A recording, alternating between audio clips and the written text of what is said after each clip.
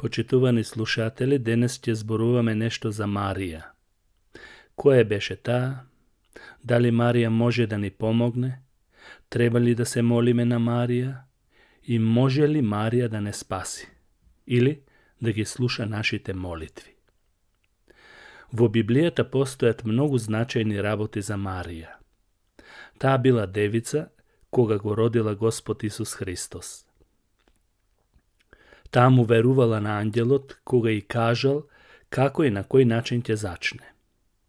Таа била блажена меѓу жените и многу возлюбена од Господ. Таа, односно Марија, го прославуваше и го славеше Господ. Сето тоа е запишано во Евангелието според Лука, Матеј, 1 глава од Лука 34 стих и Матеј 1 глава 25 стих. Сепак овие прекрасни карактеристики по ниеден основ не го гарантираат нејзиното обожување. Доколку некој се обиде да и се поклони и да ја обожува Марија, го прекршува Божиот збор. Ќе му се поклониш на Господ твојот Бог и само нему ќе му служиш. Тоа е запишано во Лука 4 глава 8 стих. Од ова јасно произлегува дека Бог не ја дели својата слава со друг. Во книгата Јованово откровение, Јован сакаше да му се поклони на ангелот, кој му се објави, но ангелот веднаш го прекори. Поклони му се на Бог. Никој освен Бог не е достоен за нашето обожување. Дајте му е на Господ славата на неговото име. Поклонете му се на Господ во света промена. Пишува псалмистот во Псалм 29, вториот стих. И покрај добрите карактеристики на Марија, таа имала некои проблеми што се заеднички на сите луѓе. Таа беше родена во грев, како сите ние. Марија принесе жртва според законот кој што налагаше жртвување. Во Левит, 12 глава, 8 стих. Жртвата се принесуваше за грев и откуп, така што тоа важеше како за другите, така и за неа. Некои учат дека таа немала грев, тоест била безгрешна. Но тоа не е вистина. Согласно според Лука и според Павле, јасно е нагласено, зашто сите сгрешија и не ја заслужуваат Божјата слава. За поклонување на Марија, мнозина користат нејзина слика или статуа како можност за обожување. Дали е тоа потребно?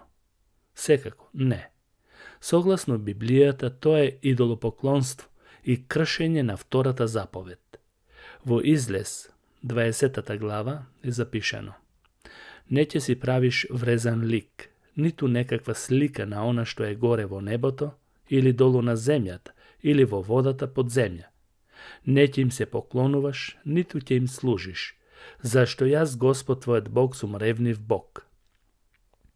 Ја посетувам неправдата на татковците на оние кои ме мразат, на децата, до 3-то и 4-то поколение. Понатаму, Марија мнозина ја нарекуваат Пресвета Богородица, сакајќи со тоа да се нагласи нејзината вечна девственост. Тоа е апсолутно спротивно на вистината и на целото писмо. Марија имала и други деца по раѓањето на Исус. Во Марко 6 глава се спомнуваат неговите браќа. Некои луѓе сакаат да го одбранат лажното учење за вечната девственост на Марија, нарекувајќи ги неговите вистински браќа дека се братучеди. Но овие браќа и сестри, што се спомнуваат во Марко 6 глава, биле деца на Марија, а и браќа и сестри на Исус. Апостол Павле во Галатјаните 1 глава 19 стих го спомнува Јаков, братот на Господ. Понатаму, мнозина го прифатија учењето дека Марија може да посредува помеѓу Исус и луѓето.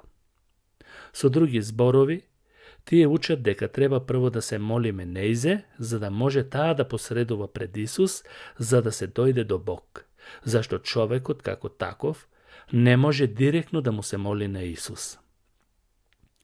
Ваквото учење директно противречи на она што е запишено во Библијата, во 1 Тимотеј 2 глава 5 стих, каде што Павле вели дека само Исус е посредник и никој друг. Исус во Евангелието според Јован, 14 глава 6 стих вели дека тој е патот, вистината и животот, и никој не може да дојде кај таткото освен преку него. Јасно е, јасно како бел ден. Има само еден посредник, нема двајца. Единствен пат до Бог е Исус, а не Марија. Мнозина денеска се молат на Марија. Дали е тоа во ред? Секако не. Марија не може да се застапува за вас и да ги слушне вашите молитви. Тоа го може само Исус и Светиот Дух. Во Римјаните 8 глава 26 стих е запишано: Исто така и Духот и помага на нашата слабост, зашто ние не знаеме за што да се молиме како што треба, но самиот Дух посредува за нас со неискажливи воздишки. А во Евреите 7 глава 25 стих е запишано: Затоа и може наполно да ги спасува оние кои преку него доаѓаат при Бога, зашто секогаш живее за да посредува за нив. Марија не може да послуша ниту една твоја молитва. Запомни, ниту една.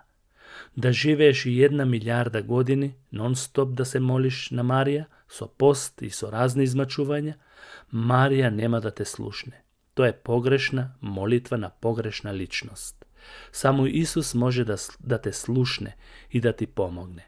Марија не може да те спаси. Само Исус и само Исус, друг никој. Во Дела, 16 глава 31 стих е запишано: Верувај во Господ Исус и ќе се спасиш ти и твојот дом. А во Дела 4 глава 12 стих вели: Нема спасение ниту во еден друг, ниту има друго име под небото дадено на луѓето, преку кое мора да се спасиме, освен Исус. А во Римјаните, 10 глава, апостол Павле вели: Зашто ако со твојата уста исповедаш дека Исус е Господ и ако во твоето срце поверуваш дека Бог го воскресна од мртвите, ќе бидеш спасен. Зашто со срцето се верува за правда, а со устата се исповедува за спасение. И на самиот крај, молитви на Марија? Никако. Овие обичаи и традиции се лажни учења на некои цркви кои не го испитувале писмото како што треба, па си дозволиле без страф и почит кон Бог да го вметнат како дека е библиско учење. Учења надвор од Библијата се секогаш ерес. Слава само на Исус, на никој друг. Амин.